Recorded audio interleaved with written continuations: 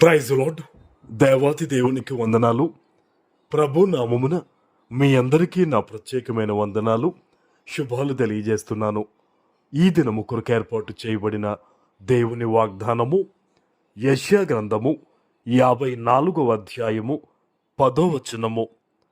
పర్వతములు తొలగినను మెట్టలు తత్తరిల్లనను నా కృప నిన్ను విడిచిపోదు, సమాధాన విషయమైన నా నిబంధన తొలగిపోదు.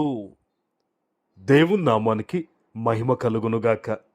ఈ ఉదయకాల సమయంలో సర్వ సృష్టికర్త అయిన నీ తండ్రి నిన్ను ఆశీర్వదించి గొప్ప వాగ్దానాన్ని నీకందిస్తూ ఉన్నారు. హల్లెలూయా. ఏ విషయములో నీవు బాధ కలిగి ఉన్నావు? ఏ విషయములో నీవు భయానికి గురవుతూ ఉన్నావు? దేవుడు నీకు సహాయం చేస్తాడా లేదా అనే ఒక ఆలోచనలో పడిపోయి ఉన్నావా? ఈరోజు నీ తండ్రి నీతో మాట్లాడుతున్నాడు. ఏమనో తెలుసా? పర్వతాలు తొలగిపోయినా సరే ఆయన నిన్ను విడిచిపెట్టనని, ఆయన కృప నిన్ను వీడిపోదని ఈ దినము దేవుడు నిన్ను బలపరుస్తూ నీకు సహాయం చేస్తూ ఉన్నారు. ఆమేన్. నీ ప్రార్థన ఆపొద్దు. దేవుని మీద విశ్వాసములో నీవు సన్నగిల్లొద్దు. ఆయన సహాయాన్ని ఎవరి ద్వారా ఎక్కడికి ఏ క్షణాన్ని పంపించాలో నీకు చేరే విధంగా ఆయన తప్పకుండా చేస్తాడు. ఆలస్యమవుతున్న కొలది అద్భుతాన్నే చేసే దేవుడు ఈరోజు నీవు ప్రార్థిస్తున్న, నేను ప్రకటిస్తున్న దేవుడు. ఆమేన్. ఆయన నిన్ను చూచాడు గనుకనే నీతో మాట్లాడుతున్నాడు. పర్వతములు తొలగిపోయినను మెట్టలు తత్తరిల్లినను నా కృప నిన్ను విడిచిపోదంటున్నాడు ఆయన. మనుషులందరూ నిన్ను విడిచారేమో, నీ మనసే ఒకవేళ దేవుడంటూ సహాయం చేస్తే ఈరోజు నా పరిస్థితి ఎందుకు ఇలా ఉంటుందని నిన్ను ప్రశ్నిస్తూ ఉందేమో. కానీ నీ తండ్రి ఏం చెప్తున్నాడు తెలుసా?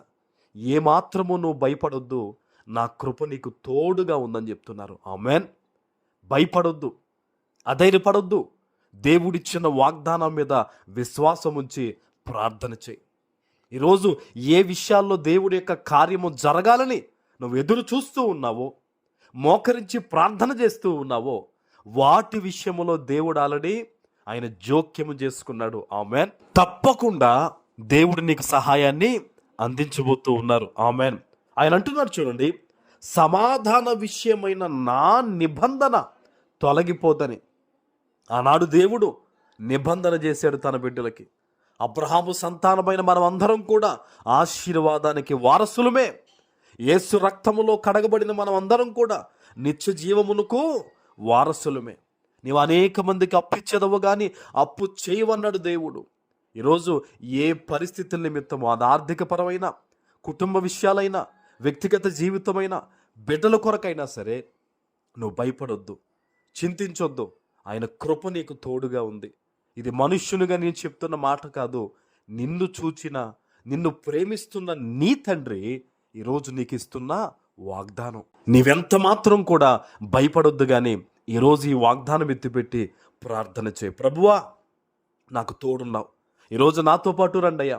ఇదిగో నా విషయాల్లో మీరు జోక్యం చేసుకోండి అయ్యా. ఇదిగో ఈ విషయంలో నీవు కార్యము జరిగించయ్యా. నీ వాగ్దానాన్నే నేను నమ్ముతున్నాను ప్రభువా. నీ మీద నేను ఆనుకున్నాను తండ్రి. నీవు చెప్పావు, ఎవని మనస్సు నీ మీద ఆనుకుంటే వారిని పూర్ణ శాంతి గలవానిగా కాపాడుతానని. ఈరోజు నన్ను దీవించు ప్రభువా అని నీవు అడుగు. ఈరోజే ఈ వాగ్దానము నీ పట్ల నెరవేరుతుంది. ఆమేన్. ప్రార్థన చేసుకుందాం. పరిశుద్ధుడా, ప్రేమ కలిగిన తండ్రి, మీకు వందనాలు. ఈ ఉదయకాల సమయంలో మీరు ఇచ్చిన ఈ గొప్ప వాగ్దానము ప్రతి బిడ్డ జీవితంలో నెరవేర్చి స్థిరపరచమని యేసు నామమున ప్రార్థిస్తున్నాను తండ్రి. ఆమేన్.